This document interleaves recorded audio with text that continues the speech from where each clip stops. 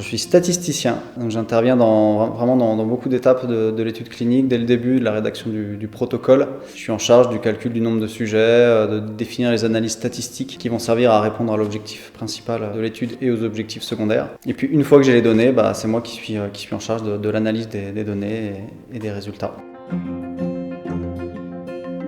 J'ai une formation de maths appliquée dans un premier temps, et puis ensuite je me suis spécialisé en statistique via une école de statistique à Paris. C'est pas une vocation, ni un coup du hasard, parce que j'ai toujours aimé les maths. Ça a plus été un cheminement. Je me suis d'abord orienté en maths appliquée, puis après stats. Et voilà, et je me suis lancé là-dedans, et puis petit à petit ça m'a amené à l'appliquer dans le domaine médical. Alors je travaille sur pas mal de choses, parce qu'on a souvent beaucoup d'études à gérer. Après, en ce moment, j'ai 2 études vraiment phares où je passe beaucoup de temps, sur la leucémie et puis sur une maladie rare qui s'appelle le Prader-Willi. On est souvent, même toujours, plusieurs statisticiens sur une même étude. Et puis après, au sein de l'équipe projet globale d'ICTA, il y a beaucoup d'interactions entre le chef de projet, le statisticien, le rédacteur médical, qui apporte son point de vue, et puis le data manager qui gère, lui, vraiment les données. Je ne pourrais pas retenir comme ça une étude sur laquelle je me sens vraiment fier.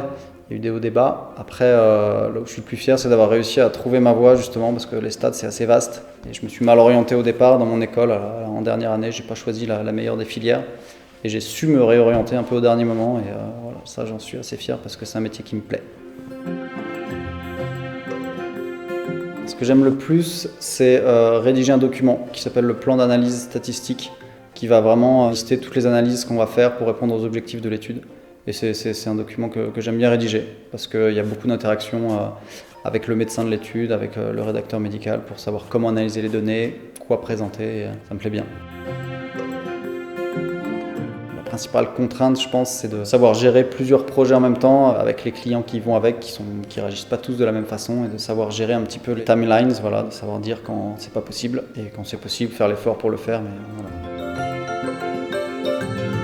Bonne, plutôt familiale, hein, moi je me sens en tout cas assez proche de tout le monde, quel que soit le niveau, et c'est quelque chose que je trouve important et qui est assez agréable.